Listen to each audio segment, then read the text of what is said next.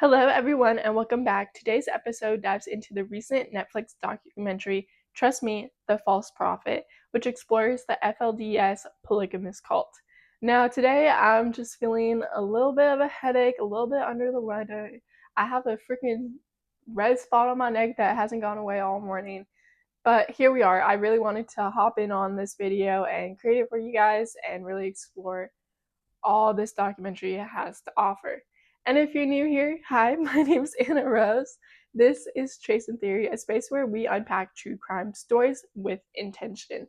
Here is not just about what happened, it's about understanding why. Searching for answers, finding meaning even after the darkest events. Together, we turn these stories into something that informs, empowers, and stays with us. Now, let's get into today's case.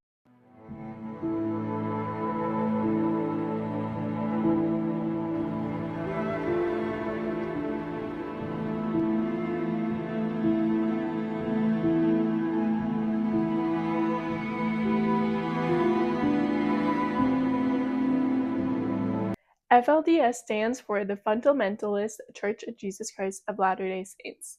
It's a breakaway group from the larger Mormon faith, formerly known as the Church of Jesus Christ of Latter-day Saints. This split goes back to 1890 when the mainstream LDS Church officially ended the practice of plural marriage, also known as polygamy, largely due to increasing pressure from the U.S. government. This decision was also called the 1890 Manifesto. However, not everyone agreed with that change. A small group believed that plural marriage was a core, unchangeable part of their faith.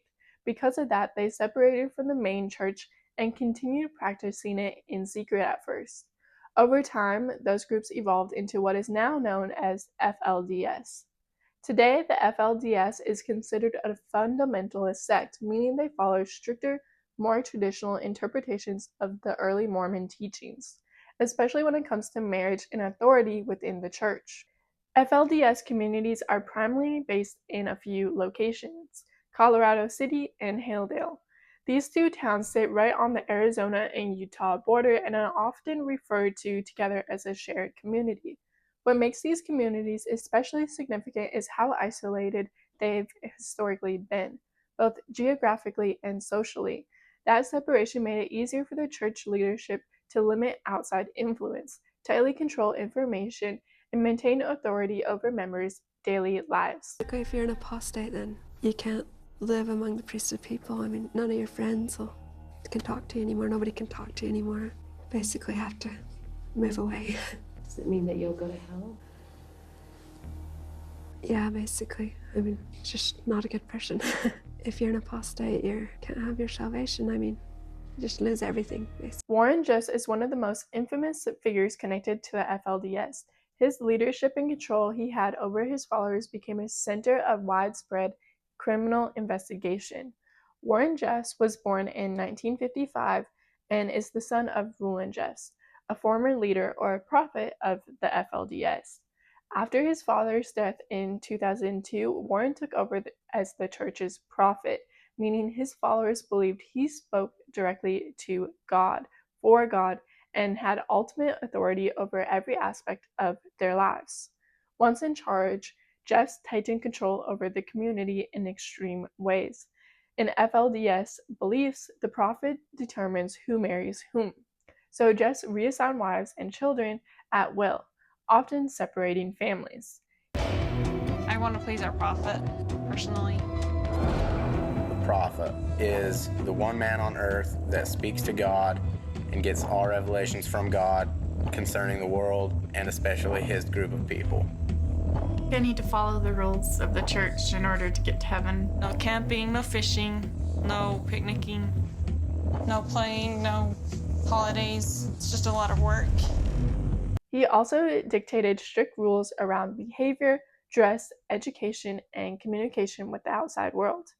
Many former members have described a system built on fear, obedience, and isolation.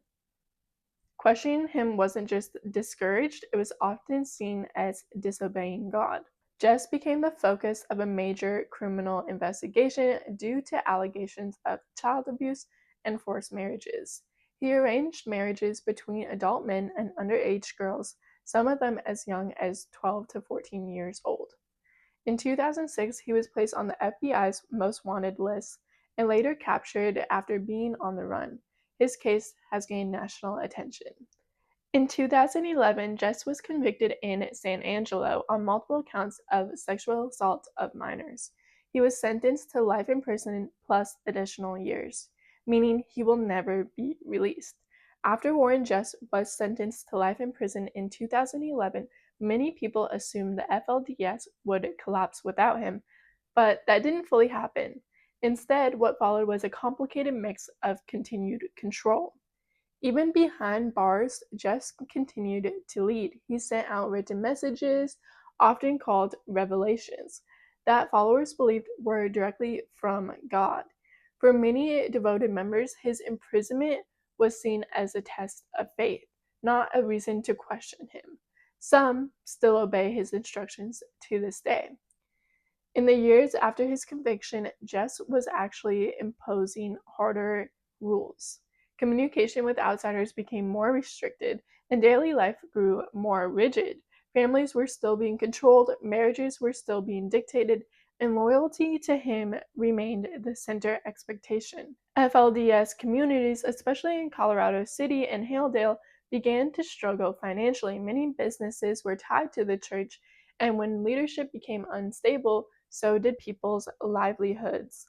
Some members were instructed to stop working or give up possessions, leading to increased poverty and dependency. One of the most shocking moments came when Jeff declared what he called a spiritual reset. He ordered many of the men to leave the community, strip people of their roles, and reassign families yet again. This caused massive upheaval. Husbands were separated from wives, children, and entire family structures were disrupted overnight. It was different. Like, there was very strict rules. Like, there's no music, there's no internet, there's no television, there's no drinking. None of you're not allowed to do any of this. There's no exposure to all of it. Not one store in that town held a liquor license. There was no alcohol in that town at all. Period. But I understood that those were rules. So when I broke those rules and I was no longer welcome home, I understood that. To me, that was just a simple understanding. These were ground rules. I broke them. I understood that I couldn't stay there. So a lot of people coming out, like when they're faced with the reality where your parents are like, get out of the house, you're no longer welcome, you're shunned from a community like that, they don't know how to mentally cope with it. But to me, it was black and white. There were rules to be followed. I didn't follow those rules. So As conditions worsened, more people started to question things and leave. Former members, having described finally realizing the extent of control and manipulation they had lived under. Leaving, however, wasn't easy.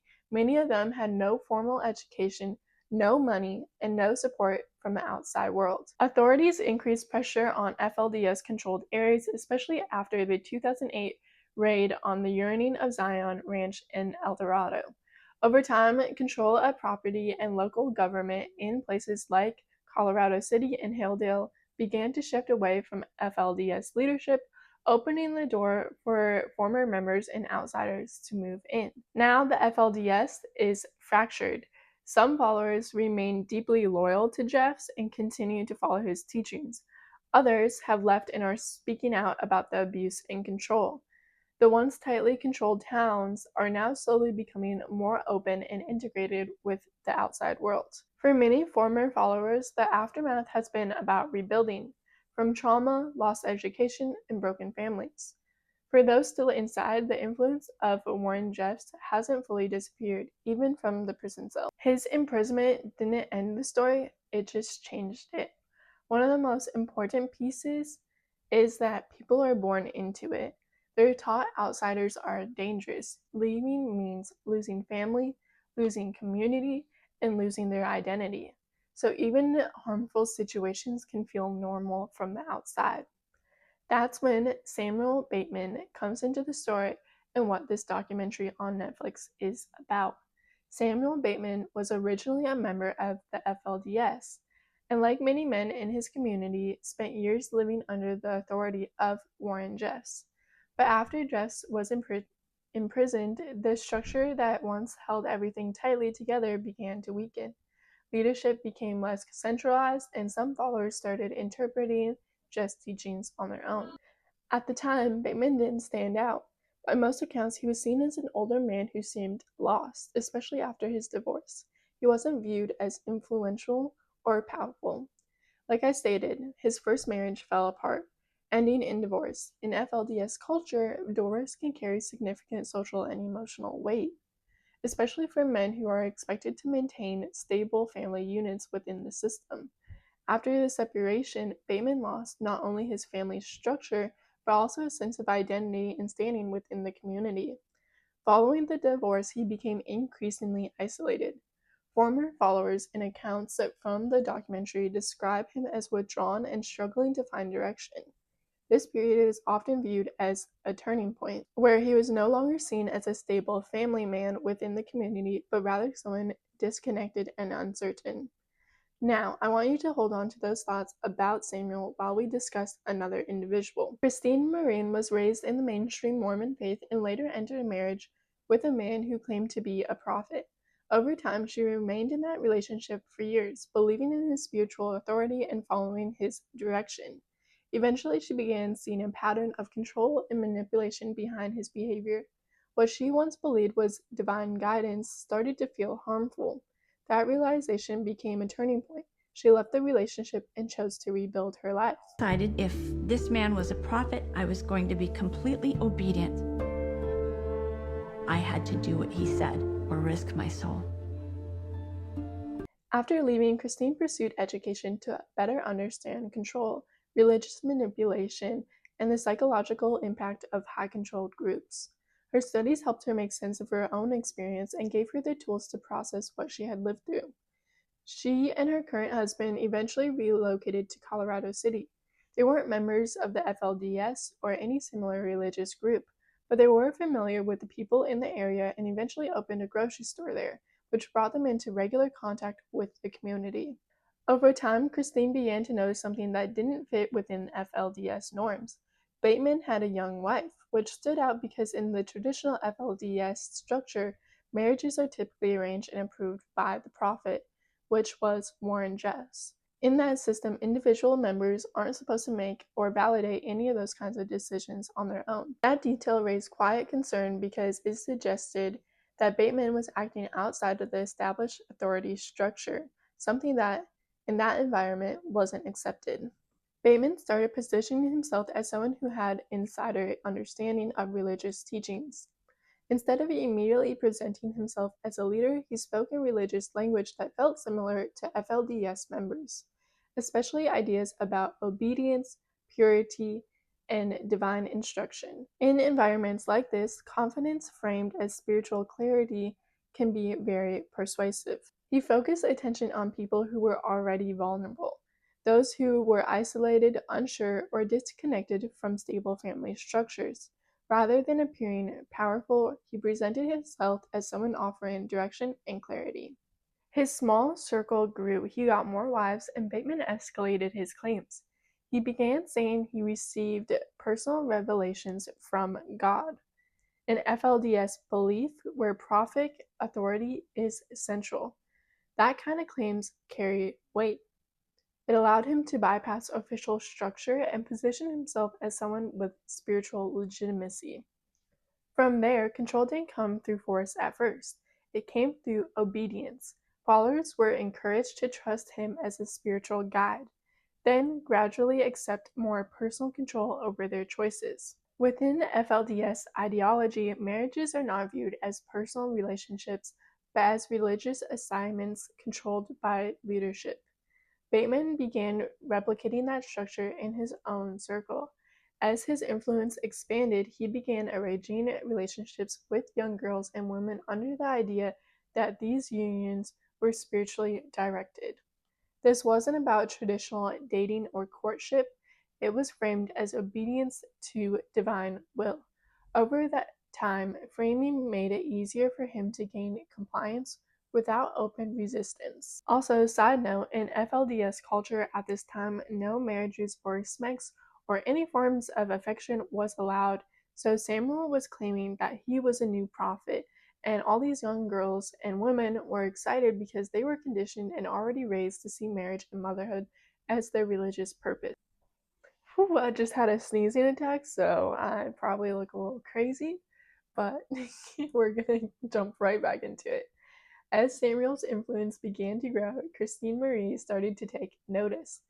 Seeing his rising presence, she and her husband offered their help, specifically to film his content. Samuel had already created a YouTube channel and he wanted Christine behind the camera to capture and promote his image. The goal was to present him as a powerful, defined, chosen prophet, someone who was actively carrying out what he claimed to be the Lord's work. Or at least that's what Samuel thought she was trying to portray.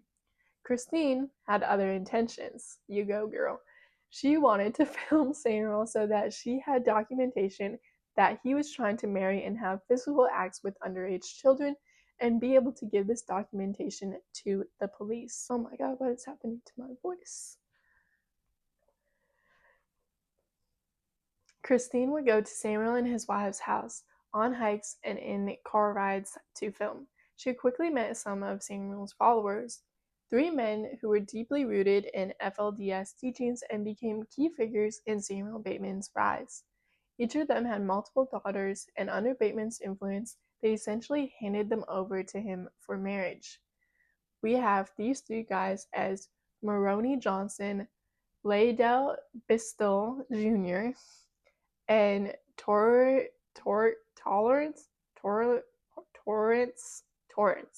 Bistel. This is how Bateman was able to accumulate so many of his wives in such a short time period. What makes this even more disturbing is the ripple effect it created.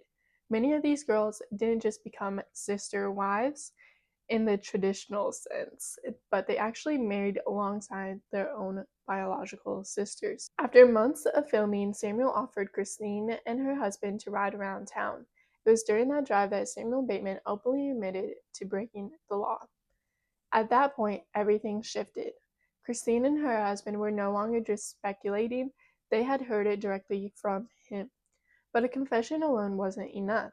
Now they were faced with even more difficult tasks, proving that what he claimed was actually happening behind closed doors. From there, their role became much more dangerous and deliberate. Instead of just documenting, they had to carefully gather real, undeniable evidence. Footage and moments that could confirm the abuse and hold up beyond just his words.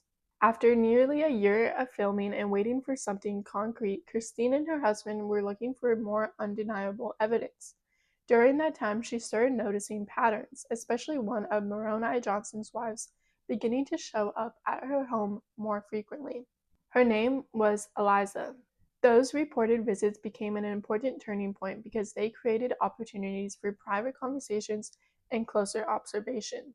Moments that ultimately helped Christine understand what was really happening inside the group and strengthened the proof she was trying to build. Christine eventually opened up to Eliza about her own experience, how she had been around someone who claimed to be a prophet and used that authority as justification for harmful and controlling behavior. Hearing this, Eliza began to piece together things more clearly. The more she listened, the harder it became to ignore the similarities between Christine's story and her own life. Little by little, Eliza began to recognize that what was happening to her and to her daughters were being pulled into what was not normal, not safe, or justified by faith. It was part of a larger pattern of manipulation and abuse connected to Samuel Bateman. Eliza shared to Christine about the sexual abuse that was going on too. From there, the situation moved from private concern to a full federal investigation, as multiple accounts and pieces of evidence started aligning into a clear pattern of abuse. I asked him, if we get caught, what are they going to do to us? We were concerned about the threats that Sam Bateman would make. If Sam found out what I was doing, he will take my children, and he... Once investigators, including federal agents, had enough to corroborate information about the abuse and illegal activity, they began tracking his movements. Bateman was already under speculation and being monitored when law enforcement moved in. He was ultimately stopped during a traffic encounter due to having his wives in the back of his trailer. During that stop, he was taken into custody, and the case shifted from an investigation to an arrest. After that initial arrest, Samuel Bateman was not held for long because early charges were limited, and investigators were still building a much larger federal case. He was released shortly after, essentially within days, because at this stage, authorities didn't have yet a full scope of evidence needed to keep him detained for a more serious, long-term charge. But that release didn't end the investigation.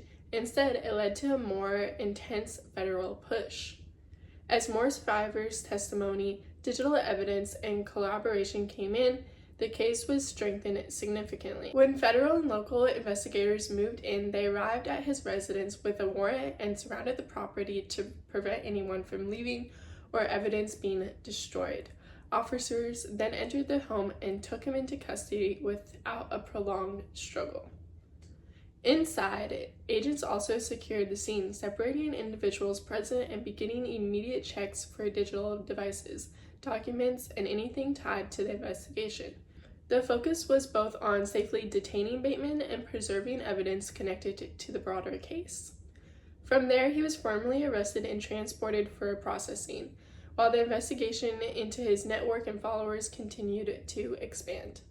Along with Samuel Bateman, several people connected to his inner circle were also arrested and charged as part of the wider federal case. These are the three guys that were following him that also got arrested: Moroni Johnson, Laydell Bislin Jr., and one name I keep on struggling on, Torrance Bislin. I don't even know, man. Authorities didn't just target Bateman alone. The investigation expanded it to anyone who actively participated in or enabled the system around him, especially those who contributed to the abuse of minors. And sentenced in this religious sex trafficking scheme. The man managing the finances of it all sentenced to 35 years today. After all was said and done, the self-proclaimed prophet himself did not get the most prison time, but finally, the young victims in this case can move. From there, Bateman and several associates were formally charged in federal court with crimes tied to abuse and exploitation. Protective orders and custody arrangements were put into place for victims and minors connected to the case. More members of the network were identified as investigators followed communication records and testimonies. The legal process moved into hearings and pretrial proceedings where evidence continued to be reviewed and expanded.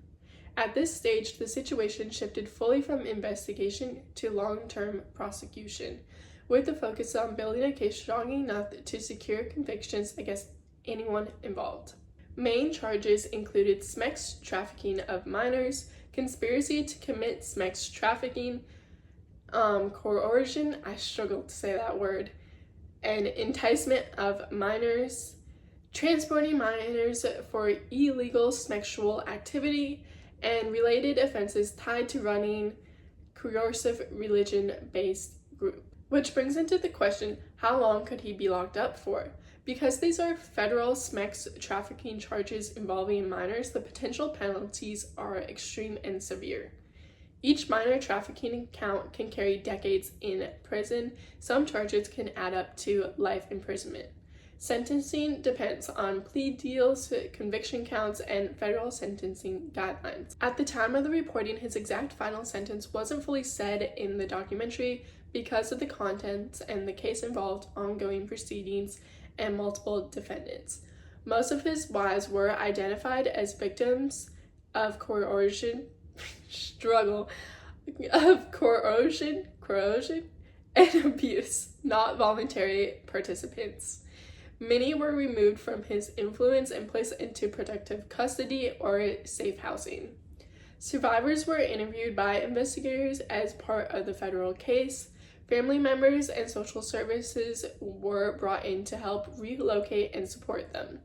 Some were reunited with family members who were not part of the group, while others entered long-term support systems due to trauma. In the end, the case surrounding Samuel Bateman shows how quickly control can grow when belief, fear, and isolation are used together. What began as a small, tightly controlled group built around religious authority expanded into a system where young women were being manipulated, families were drawn in, and abuse was hidden behind claims of prophecy and devotion. For a long time, that structure stayed intact because people inside it were conditioned to obey and question nothing. Everything began to unravel when outsiders like Christine and Eliza started paying attention, asking questions, and documenting what they saw. Their persistence helped bring the law enforcement, which ultimately exposed the full scale of what was happening. Once authorities stepped in, the system collapsed. Bateman and his close followers were arrested, victims were removed from his control, and investigators moved forward to hold those responsible accountable. At its core, this case is a reminder of how important it is when someone chooses to speak up, and how that decision can be a turning point between secrecy and justice. As always, stay safe, think deeper, look closer. See you in the next episode. Thank you for watching. Bye.